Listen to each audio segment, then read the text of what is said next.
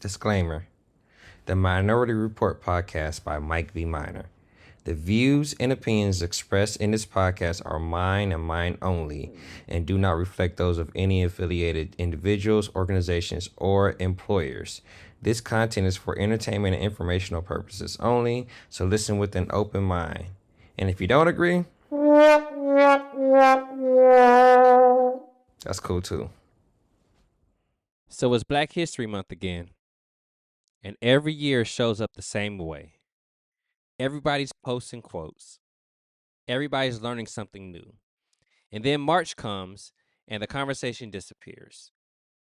But Black history didn't disappear in March. It just stopped being convenient. And the reason we still need Black History Month is simple. The chapter never closed. See, history doesn't repeat because people forget. It repeats because unfinished business keeps leaking forward. Now add algorithms to that. Feeds that don't reward reflection, they reward outrage, fear, and sides. So instead of finishing the conversation, we keep replaying it louder, shorter, and angrier every single time. This episode isn't about picking a side. It's about asking why the cycle never ended and what it will actually take to close it. Mic check, 1 2 1 2. I go by the name of Mike B. Minor. I am your host. Welcome to episode 11 of the Minority Report. All right. Now, it's a short month, and I'm going to try to keep this kind of short, but let's get into this stuff real quick. You know, before we get into the episode, one thing I need people to understand is this. TikTok and YouTube don't reward truth, they reward engagement, and a lot of people confuse suppression with disagreement and disagreement with poor retention. Poor retention doesn't mean you're wrong. It just means you didn't hit the algorithm's window. And I know this because I've lived it. I've spent almost a year now in TikTok lives and on TikTok and YouTube actually talking to people, MAGA folks, Republicans, Democrats, independents, and I've made real friends with people who completely disagree with me. But not because we compromised truth, but because we stayed human. And that's where the hypocrisy shows up.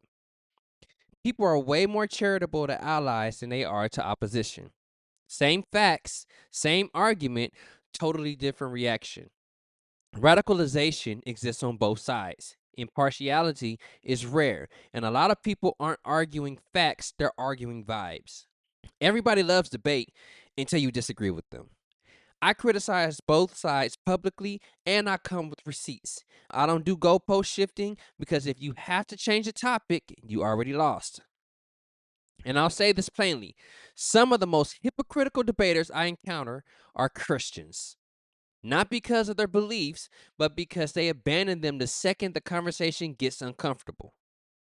People rush to disagree even when they agree, just because agreement would mean questioning their team. A few weeks ago, I saw something that really stuck with me. There were two creators on live. All right, one was Shakalaka, and who's very conservative and Republican, and Republican who leans Democrat, but is actually pretty honest and policy focused, right? They were forced to argue from the other side, not the side they usually represent. That inspired me. The next day, the live I was in started turning into an echo chamber. So I told everyone, all right, look, I'm going to be a Republican for the day. And a lot of people didn't believe I could do it, but I did it for the rest of the day. And even people who usually push back on me were like, how long do you plan on staying on the good side? And I told them, it's not because I'm pretending well. It's because I actually understand the policies. I understand the core values behind both parties, not just what they're voting on in a moment. I was speaking from agreement where I could, sidestepping where I didn't align, and speaking honestly from the heart. And once I did that, a lot of people said the same thing, that my tone felt more unbiased. And that's why this matters to me. People always ask where I land politically, and the honest answer is I don't fit cleanly anywhere. I'm socially grounded. I believe family stability matters and responsibility matters, and at some point, adulthood has to mean ownership. But I don't believe in using shame, punishment, or the state to force morality. Values should guide people and not be weaponized against them. Economically, I am not anti-market, but I am anti-fantasy. Markets create wealth, but they don't create fairness. And when people can't afford to live, that's not a personal failure, it's a policy failure. Government already intervenes. My issue is who it intervenes for. I'm skeptical of power across the board: police, politicians, corporations. If you have authority, you have a higher responsibility, not a lower one. Collateral damage might be real, but it should never be acceptable as policy. Culturally, I'm not interested in slogans or performance. If your framework doesn't lead to repair, stability, and an endpoint, it's not justice, it's just a loop. So I'm not here to win a side. I'm here to end cycles. Stability over slogans, repair over revenge, responsibility without cruelty. If that makes me politically homeless, I'm cool with that, because comfort has never fixed broken systems. And lastly, real talk. I don't ask for gifts, and that's not what this is all about. But the algorithm only moves when people engage. I've been doing this almost a year now. I'm closing in on 600 followers, and I see the same 100 to 200 views consistently. I'm doing the work on my end, researching, adjusting, showing up. But if you believe in what I'm building, I need you to help prime the algorithm in my favor.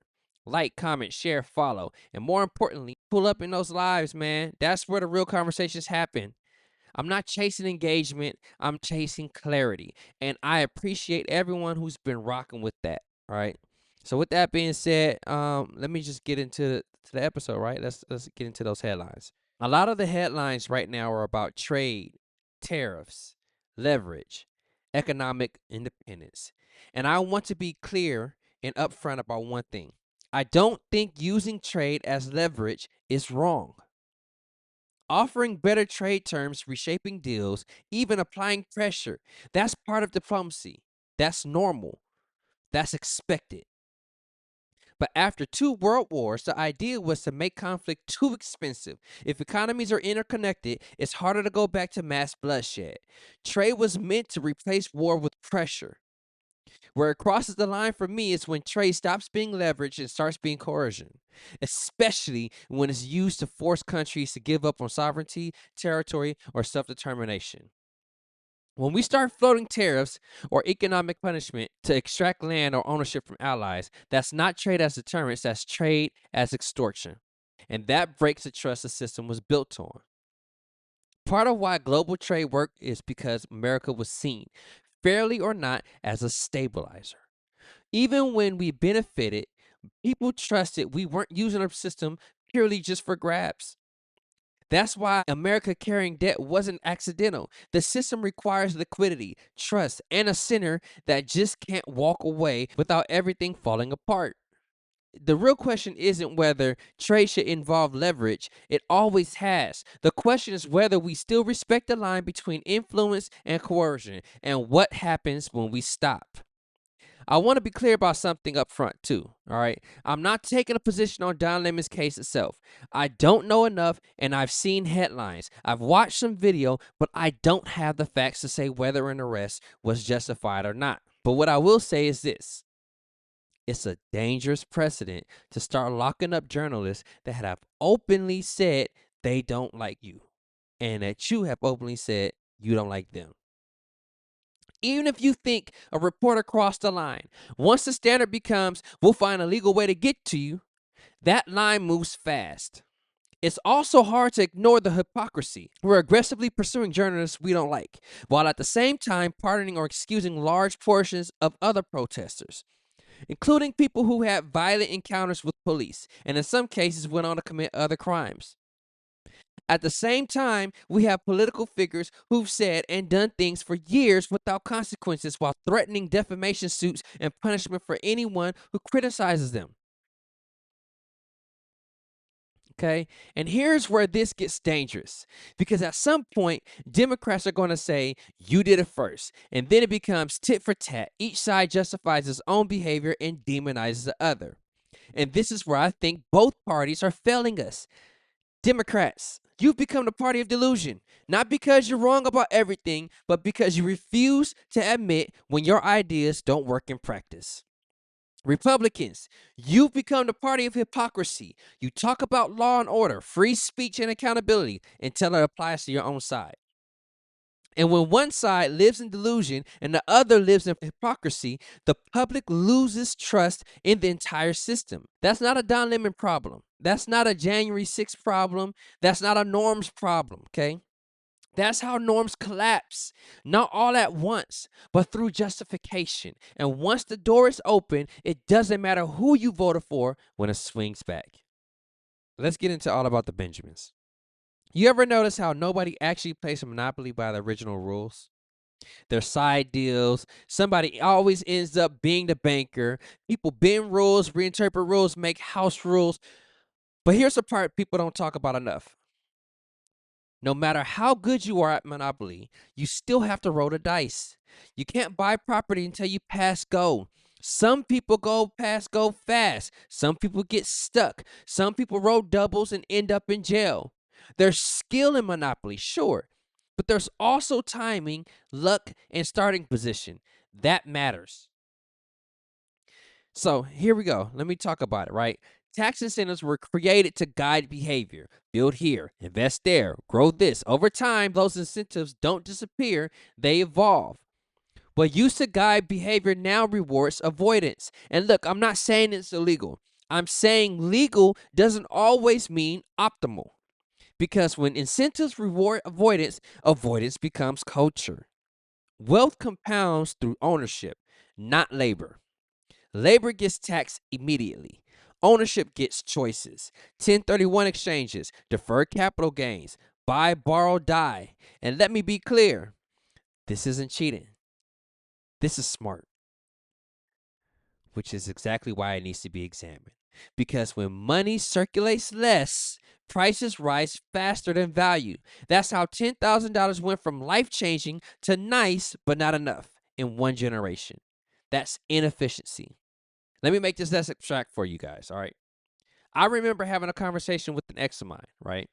Because of what I do, touring, music, work, and stuff like that, I was gone for long stretches. And when I came home, I went right back to work. Studio, meetings, projects, movement. In my mind, I was showing love, bills paid, stability, no stress. But to her, I was physically present and emotionally gone.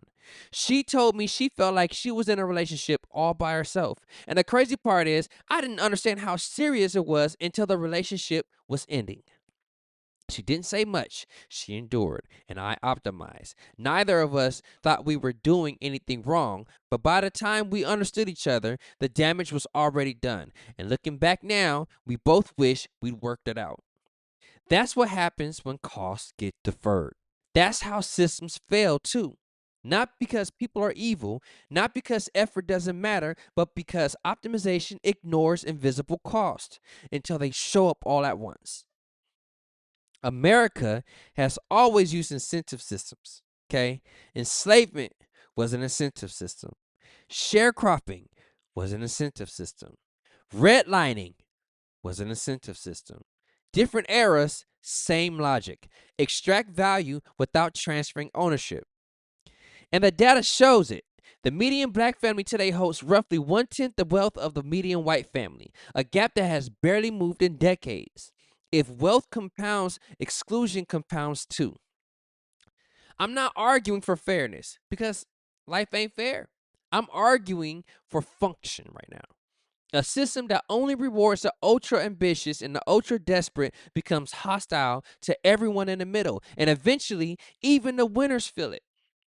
Some people don't want to be rich, guys. I said this in my last episode. They just want stability. They want to do their part and live. That's not weakness, that's the majority.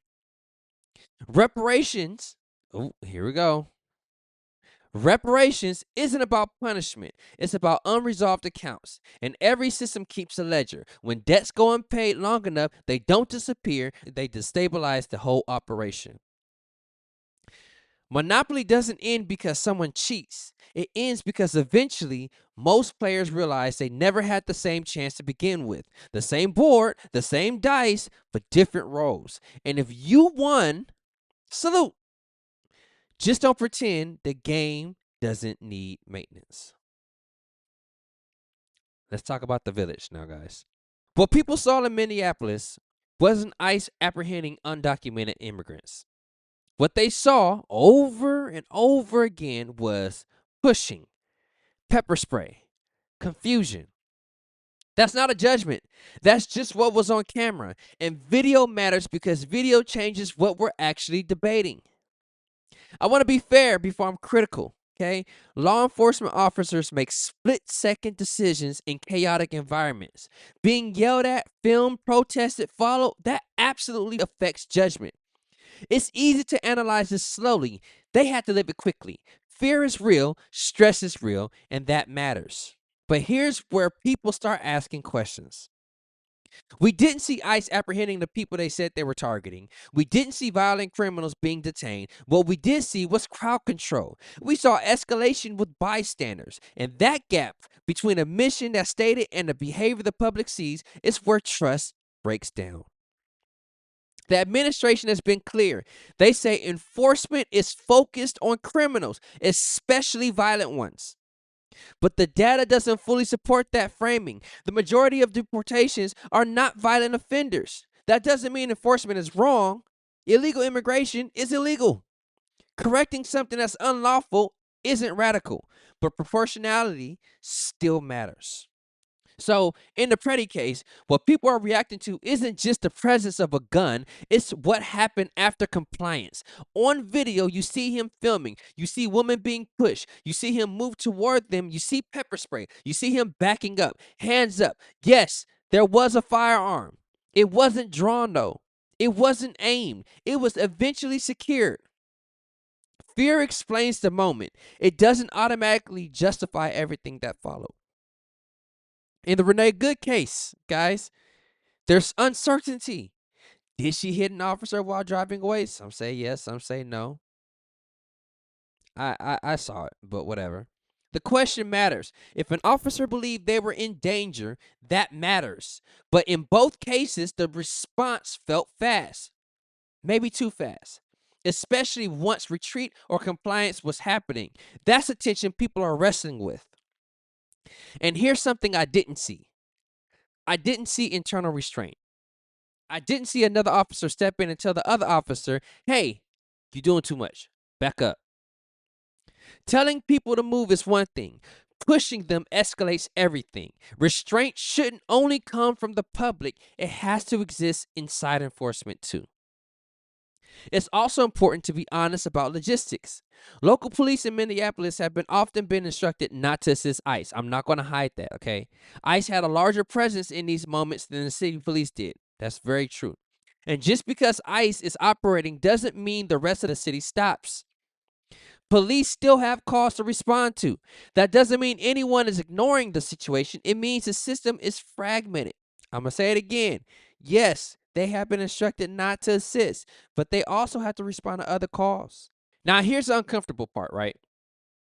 Law enforcement, like firefighters, like EMTs, like the military, are people. They have families, lives, fear. That matters.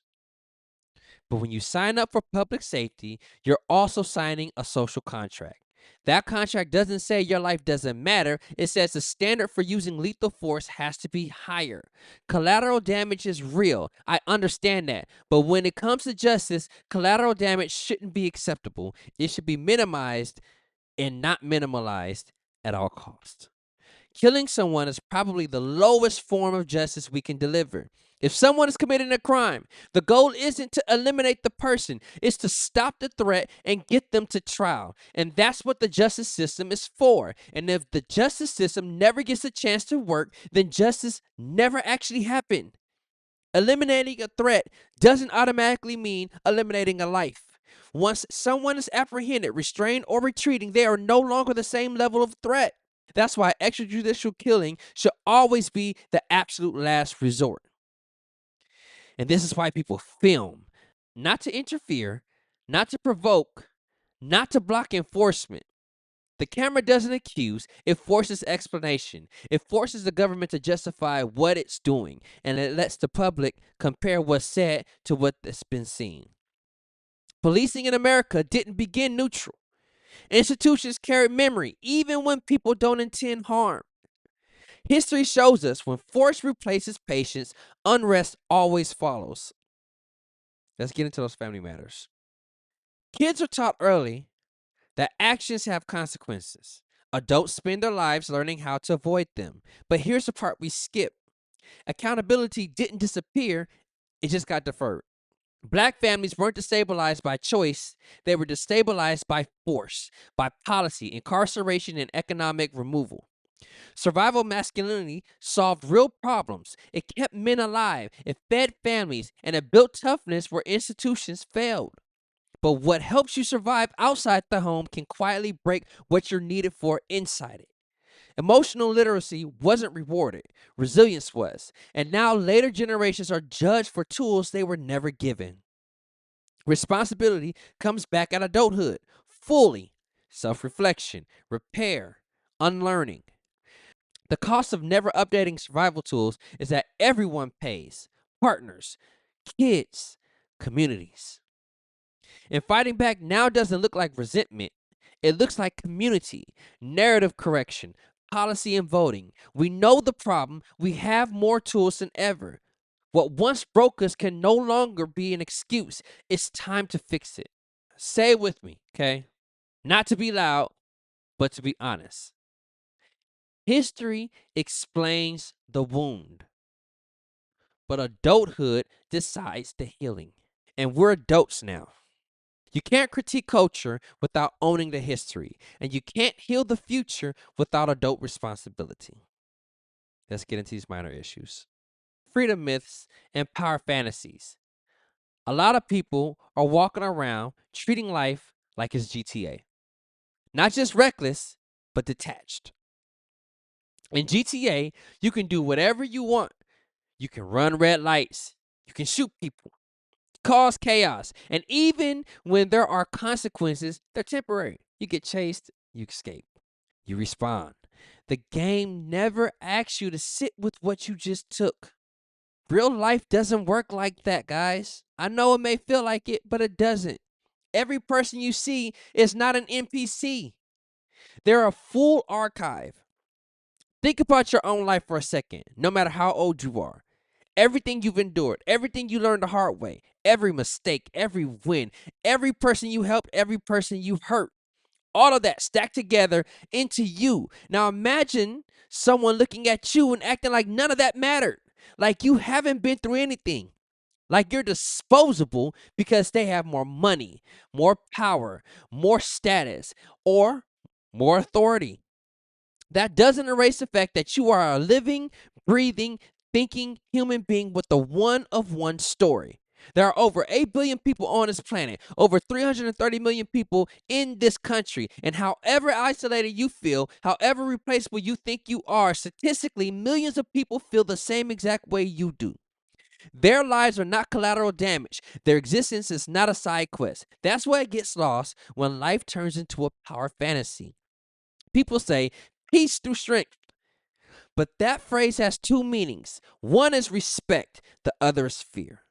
And historically, peace through strength in this country often meant fear. Not aimed at actions, but at people. Not fear of failure, not fear of disappointing your community, fear of force, fear of erasure, fear of not getting another chance. That wasn't always a conspiracy. It was an institutional habit that never corrected itself. That's why we live with contradictions, okay? I want you to do this for me, okay? I want you to pick one. Either the Second Amendment or law and order. I know both exist in theory, but both are selectively enforced in reality. Freedom isn't fake, it's conditional. America's definition of freedom has always depended on who's holding power. Rules were written down, sure, but rules applied unevenly were still called freedom. And here's the part we don't like to admit. We keep telling ourselves we're ahead because we're not where we used to be. But if you're running while watching the mirror, you'll always think you're winning. That creates false confidence, not progress. So here's the real question. If freedom only works when power agrees with you, is it actually freedom? Because real life isn't GTA. You don't respawn, you don't reload, and once a life is taken, the game doesn't reset. So with that being said, let's get into this MOAB. Let me say something very uncomfortable. Surviving injustice doesn't mean justice was served. It means you lived through it. And that distinction, that's where most of our problems start. When people feel disempowered, they don't become peaceful, they overcorrect. Men feel pushed aside, masculinity hardens, politics swing extreme, women feel unheard, resentment builds, conflict replaces cooperation. Not because either side is evil, but because resentment doesn't disappear when it's ignored. Somewhere along the way, appreciation got replaced with comparison. Who suffers more? Who deserves more? Who owes more? We treat history like real estate. Overvalue it when we need leverage. Undervalue it when accountability shows up. Same asset, different story. Black Americans learned forgiveness as a survival skill, but forgiveness was never closure. Forgiveness keeps you alive. Closure fixes what hurts you. And when closure never comes, the wound doesn't heal, it just gets passed down. Reconstruction started, backlash killed it. Civil rights passed, backlash followed. Every time we move forward without finishing the work, the past snaps back harder. That's not regression, that's unresolved tension. That's why the fractures turn inward. Rich versus poor, respectable versus ghetto, FBA versus immigrant, get over slavery versus everything is slavery. These aren't causes, they're pressure leaks from a wound that never closed. And here's the trap. Pretending the past doesn't matter doesn't heal it. Living inside it forever doesn't heal it either. One is denial, the other is imprisonment. You don't heal a wound by pretending it never happened or by reopening it every single day. Forgiveness isn't letting people off the hook. Forgiveness is letting yourself move. I've had to forgive people not because they were right, but because holding on kept me stuck. And once I forgave them, I could finally process what I felt and actually live. Some relationships ended. Some became healthier. All of them stopped owning me. That's what forgiveness is for. Real closure isn't perfection, it's agreement. It's a moment where society can say, this was a real problem. We acknowledged it, we acted, we didn't ignore it or stall forever. Japanese Americans got reparations. Chinese Americans got reparations. Native Americans were given land and sovereignty. Flawed, yes, but unfinished work wasn't denied. Closure doesn't mean everyone is happy. It means something real was done. If forgiveness is refused indefinitely, history doesn't stop, it loops, and resentment stops being protection and becomes inheritance. When you pass down resentment, you don't pass down truth, you pass down directions to hatred. We should be passing down strategy, solutions, completion. Look at the world, guys. Ukraine, Russia, nobody wins war. Truly, at least. Power doesn't heal trauma, it exports it. I can be proud to be an American and still understand that humanity matters more than identity. So here's a real question.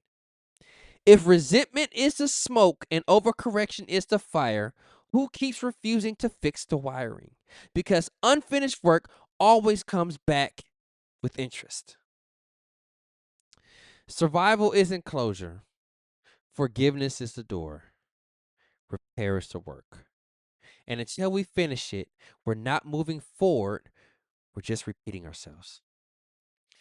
History doesn't repeat because we're incapable of learning.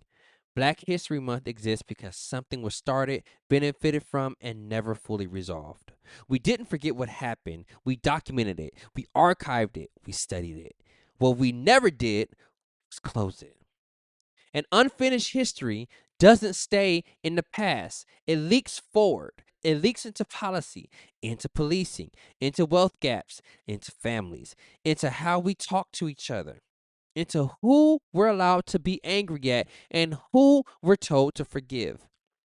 If America ever wants to retire Black History Month and honestly call it American history, that closure has to look like reconciliation. And reconciliation usually includes three things: truth, accountability, and repair. Not punishment, repair. Because every system keeps a ledger. And when debts go unpaid long enough, they don't disappear. They destabilize everything built on top of them. Reparations aren't about guilt.